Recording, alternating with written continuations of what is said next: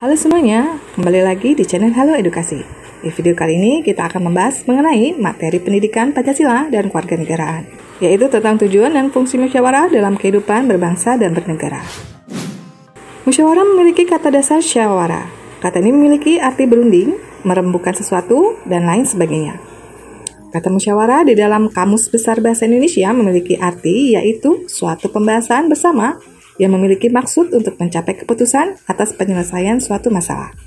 Musyawarah sudah mendarah daging di dalam kehidupan bangsa kita. Mulai dari masa-masa prasejarah, manusia sudah menggunakan cara ini untuk mengambil keputusan. Pada abad ke-6 sebelum Masehi, seorang filsuf Yunani menemukan istilah yang tepat bagi pemerintah yang banyak melakukan musyawarah, yaitu demokrasi.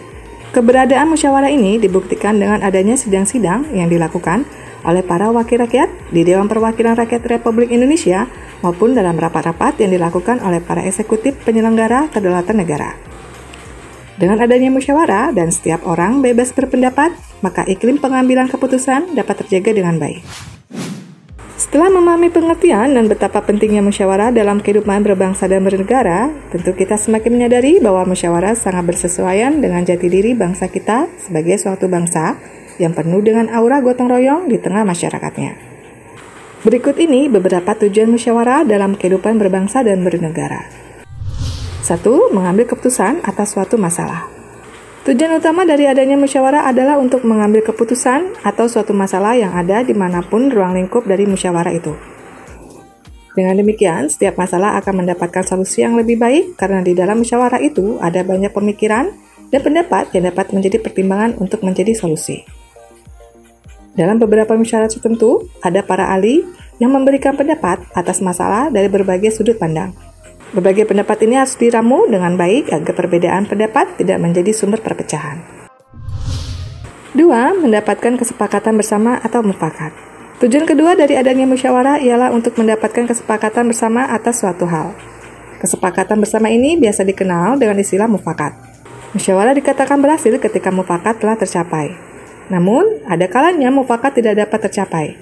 Ketika tidak ada mufakat itu, dilakukan suatu metode lain untuk menghasilkan keputusan, yaitu dengan forum lobby. Di dalam forum lobby ini, peserta yang berbeda pendapat mendiskusikan kembali keputusan yang hendak diambil agar mufakat dapat tercapai. Jika mufakat tidak juga dapat diperoleh, maka dilakukan mekanisme yang selanjutnya yaitu mekanisme voting. Voting adalah suatu mekanisme pengambilan keputusan dengan pemungutan suara bagi setiap keputusan. 3. Memenuhi persyaratan norma hukum. Tujuan ketiga dari adanya musyawarah dalam kehidupan berbangsa dan bernegara ialah musyawarah untuk memenuhi persyaratan norma hukum. Seperti yang kita tahu, ada banyak macam-macam musyawarah dalam kehidupan sehari-hari.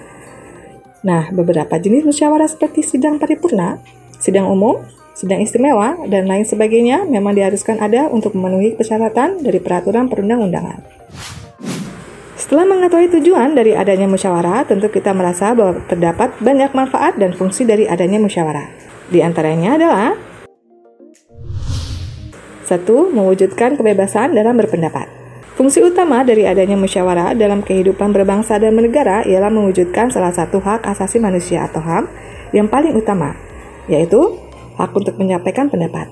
Musyawarah merupakan salah satu forum paling tepat untuk melaksanakan kegiatan ini. Di dalam musyawarah, setiap orang bebas untuk menyampaikan pendapatnya mengenai materi yang dibahas. Ketika ada seseorang atau sekelompok orang yang dibungkam dalam berpendapat, maka ada yang salah dengan musyawarah itu. Orang yang pendapatnya dibungkam itu harus berani untuk memperjuangkan hak yang dimiliki olehnya. 2. Mengajarkan asas kemerdekaan menyampaikan pendapat. Fungsi kedua dari adanya musyawarah dalam kehidupan sehari-hari ialah mengajarkan asas kemerdekaan menyampaikan pendapat. Asas-asas ini penting untuk diterapkan di dalam musyawarah agar musyawarah dapat terlaksana di dalam suatu situasi yang tertib dan aman. Adanya asas-asas kemerdekaan menyampaikan pendapat di muka umum juga memiliki dampak positif bagi dinamika diskusi yang ada di dalam musyawarah. Dinamika yang dimaksud yaitu diskusi berjalan hangat tanpa ada peserta yang mendominasi. Diskusi yang terjadi juga berimbang dan dapat mematangkan segala keputusan yang akan diambil di dalam musyawarah. 3. Menegakkan nilai keadilan dan kebersamaan dalam pengambilan keputusan.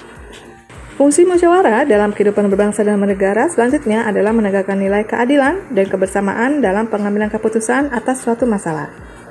Seperti yang kita ketahui bersama, di dalam musyawarah tentunya ada banyak orang yang terlibat.